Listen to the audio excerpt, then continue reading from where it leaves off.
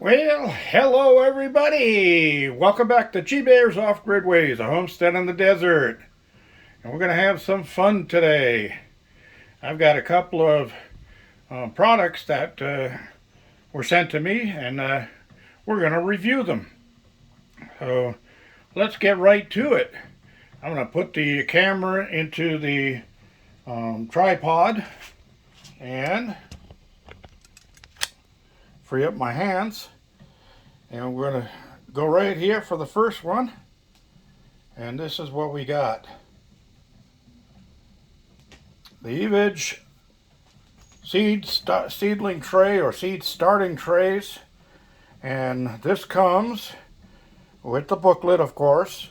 These black wheels actually snap into the tops of the covers. And they are for controlling the humidity. Let me see if I can get this one snapped in.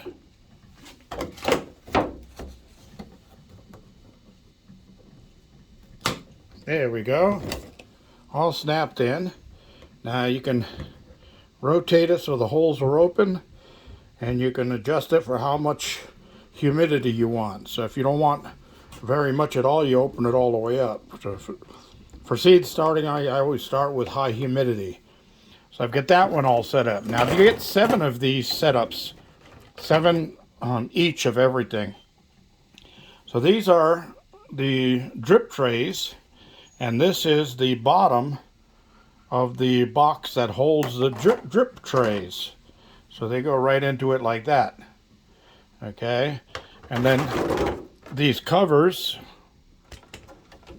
would end up going over the top of it after you get your seeds planted, and your seeds go into these little cups. They have holes in the bottom for drainage, and you're going to put your seed starting mix into those, and they give you a little shovel and a little spade with a little fork at the end for lifting them out, and that was pretty good. So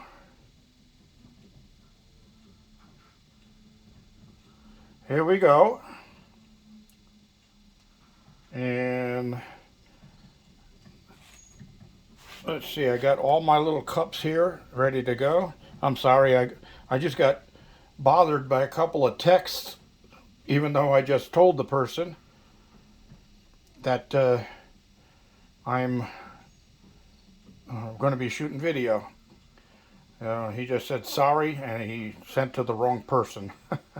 Anyway, so this is it. So they give you 7 of the bases, 7 of the cup holders, and then they give you 21 of the, oh, let's see, is it more than that?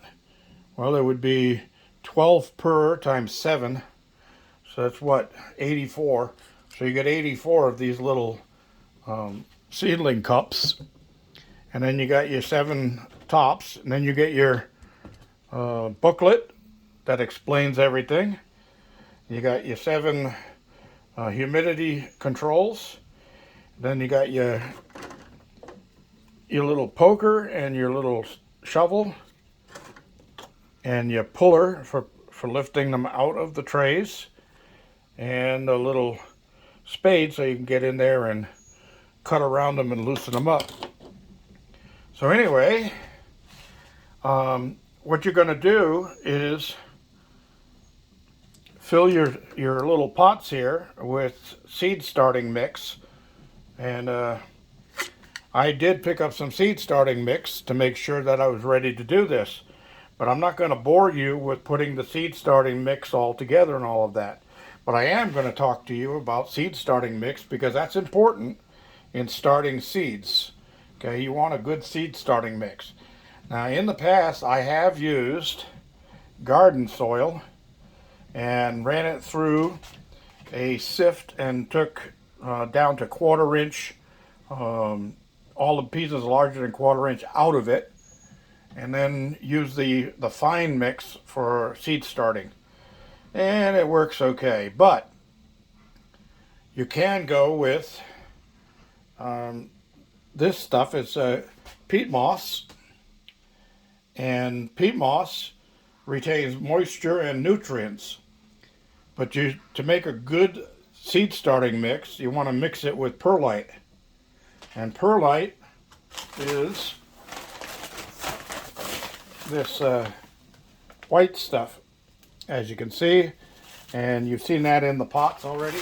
And your mix is 50-50. So you're going to use 1 part peat moss to 1 part perlite. So if it's a cup of that, it's a cup of that. And mix it all together really well, and that works. But what I've found in the past is actually buying a seed starting mix that's already set, and this is the best mix for the best results. Now this has peat moss, coconut coir, and vermiculite in it for moisture retention. Okay, so it's already pre-mixed for you and ready to go. So you're just going to fill up your little seed starter buckets with that and plant your seeds at the proper depth. Now, I have some seeds ready, but they won't be, or I started them, but they're not going to be ready till tomorrow because I let them sit overnight. Because it's corn, beans, and then of course this one here is what did I put in there? Oh, spinach. And the corn and the beans are those types of seeds that like to be soaked. Now your corn seeds are all dried up when you take them out of the pack. They're all wrinkly and completely dry. So they need to actually, before they'll sprout, they need to fill up with water, get the moisture back. That's why you soak them overnight. Beans are the same thing, but you don't have to soak the beans overnight. Normally, 6 hours, 8 hours is pretty good for it. But you don't have to go overnight. I put them in tissues like this or paper towels so that they're not completely submerged in water, and this just keeps them evenly moist, and I get good results that way. So you might want to think about that. All right, the other thing you don't want is to make sure you have your spray bottle with water in it, and you can add a little bit of hydrogen peroxide to that water mix. There you go. And that helps kill anything that's in the soils that you're going to be using that would be detrimental to your seeds. All right. So I'm going to, oh yeah, they also give you this little chart here that tells you the different vegetables, what the lowest temperature is that you could seed start, what the optimum temperature is for it, and what the maximum temperature is. They also give you these little stakes that you can write what you've got in there, especially if you mix them. Like if you have 3 of one plant, 3 of another, 3 of another, 3. Okay, I like to use 1 tray per plant type. That way I don't have to worry about too much humidity, not enough humidity, things like that. All right, now for the second part, they also sent me, and by the way, the company is Eveage, okay? And I've done reviews on some of their products before. They come up with some pretty cool stuff. This is the second thing they sent me, and those go over there with that one. So let's get those out of the way. This is the second thing they sent me. And what is it? Well, these are garden stakes for holding up your plants, staking your plants like tomatoes and things like that. Now they give you 40 of these pieces right here, and they are 17 inches long. They give you a bag with a set of gardening gloves in it and some twist ties with the built-on cutter. They give you some plastic wrap for wrapping the stuff up and holding it in place tight on the units. They give you a bag of the points that go on the bottom piece of the unit. Then they give you these cross units right here for if you're going to set up a cage of some type. Then they give you these couplers so you can make them longer by adding them together. And they give you these type of couplers, which actually will swivel, so you can go 90 degrees off like that. So you can make all kinds of different shapes with these things, and I'll have the links in the description. When you look at the links and you go on Amazon and look at the product, on this unit they're going to show you all the different types of shapes of cages that you can make, and it's pretty cool.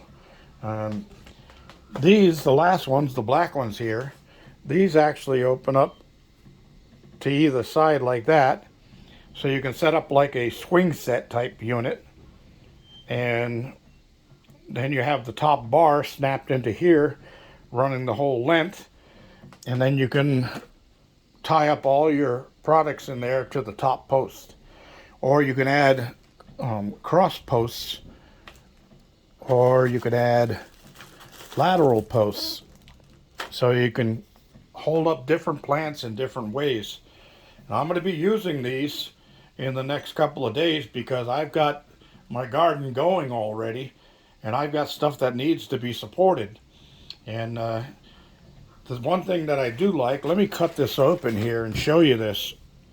One thing I do like very much about this is these are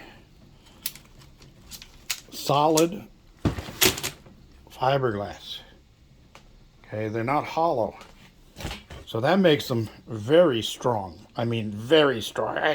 I'm putting some strength in there and I can barely bend it.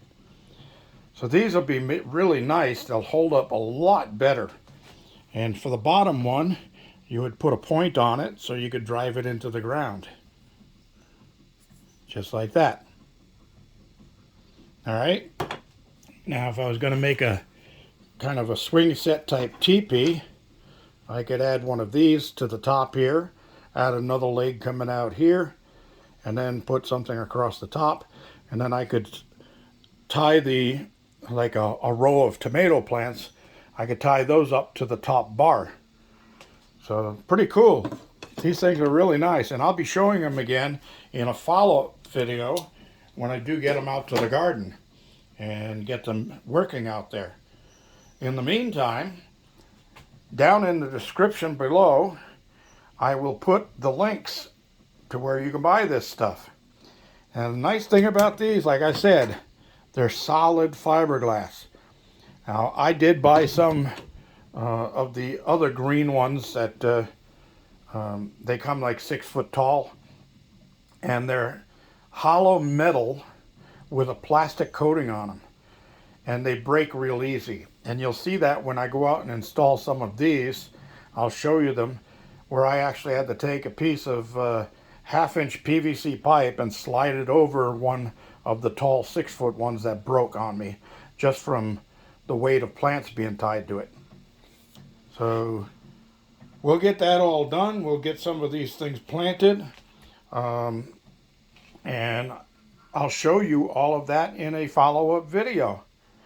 So the links to these products will be in the description, and you can go to Amazon and buy this stuff, and they have pretty good prices. And if you go now, you'll find that when you bring the link up that I post for you, you'll notice that there's a discount already applied to the product. And then if you look below the picture of the product a little bit down, you'll see another place where you can click on and get a coupon for an extra 5% off on top of that. So save yourself some money, get out there and get some of these things. It's seed starting time in a lot of the country. It's a little late here for seed starting, but I'm going to get some seeds started anyway, because the corn that I planted out in my garden, direct sow, hasn't sprouted yet. So I'm going to get all of those seeds going all over again, and I'll bet you they sprout in these units before the ones that I've got out there direct sown get to even pop out of the soil. So we'll see what happens with that. Thanks for joining me, everybody. Don't forget, thumbs up. Don't forget to share and subscribe and save this if you want. And don't forget to look in the description for the links to these items. And get out there and buy a couple of them. Get your seeds started, especially those of you who are in places that you still can't direct sow outside because it's still too cold. So these things will be great, especially with those covers that go over the tops of the trays, and you can control the humidity from 100% down to 1%. All right? Thanks for joining me, everybody. Questions and comments down below. This is G Bear. Oh, one more thing. Get yourself a nice spray bottle like this. I got this one at Home Depot. But these spray bottles, I buy them 6 at a time, and I keep them on hand all the time. They really come in handy. I've got my homemade bug spray in one, and that one's just got water and hydrogen peroxide for the seed starting. So that's it. Thanks for joining me. This is G Bear signing off.